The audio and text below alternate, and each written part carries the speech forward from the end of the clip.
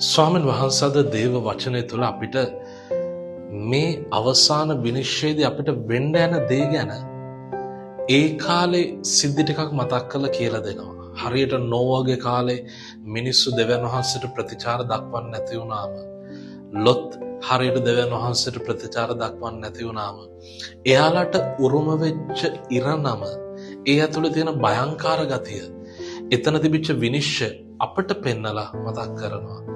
අපි උන්වහන්සේට හරිය විදිහට ආදරය කරේ නැත්තම් අපිටත් වෙන්නේ ඒ අත්දැකීමම තමයි. ඒ නිසා ඔබේ මගේ ජීවිතේ ඉඳලා හිටලවත් අපි බය වෙන්න ඕනේ නැද්ද මේ විනිශ්චයන් ගැන? එහෙම බය වෙන තරමට අපිට යහපත් පාපුච්චාරණයකට යන්න, සක්‍රමේන්තු ජීවිතය ඇතුළේ ජීවත් වෙන්න, දෙවියන් වහන්සේට ආදරය කරන්න, පාපයට පයින් ගහලා විසික් කරන්න, එහෙම හයියක් ඉබේම එනවා. ඒ නිසා දේව විනිශ්චයට ගරුබිය තියෙන මිනිස්සු හැටියට ජීවත් වෙන එහෙම ජීවිත ක්‍රමයකට ආදරය කරමු.